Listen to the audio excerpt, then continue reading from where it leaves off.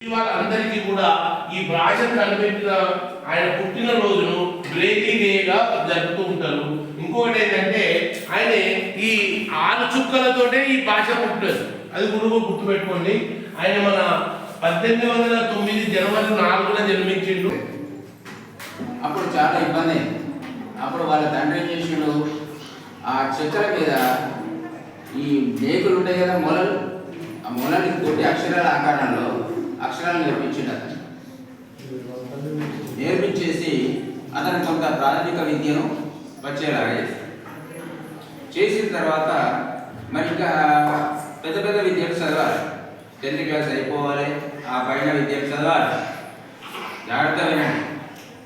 Volunteers హావే అనే అతను వచ్చి ఈ ప్రత్యేకంగా గుడ్డి వాళ్ళ కొరకు పాఠశాలను స్థాపించేసి ఆ వాళ్ళకు విద్య నేర్పడం మొదలుపెట్టాడు.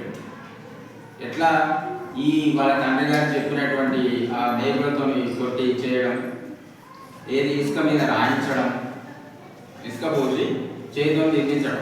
అంటే చేతులు లేవని, కాళ్ళు లేవని వికలాంగులు అన్నది కదా, వాళ్ళు ఏమంటారు, దివ్యాంగులు అనేది ఎప్పుడు కూడా అడ్డు కాదు. అర్థమైందా? వాళ్ళకు సెల్ఫ్ కాన్ఫిడెన్స్ ఎక్కువ ఉంటుంది. అదే మరి అవయవాలన్నా మీరు కూడా అంతకంటే ఎక్కువే కదా. కాబట్టి మీరందరూ కూడా నాకు అన్ని అవయవాలు పొద్దున్న లేస్తే ఏమనుకోవాలి, నాకు అన్ని అవయవాలు ఇచ్చింది దేవుడు, నేను ముందుకు పోవాలి, నేను మంచి డెవలప్మెంట్ స్టేజ్లో ఉండాలి, నేను బాగా కష్టపడాలి, చదువుకోవాలి అని పట్టుదలగా మీరు అంతకంటే ఎక్కువ చదువుకోవాలి. అర్థమైంది? అర్థం చేసుకున్నది చెప్పు.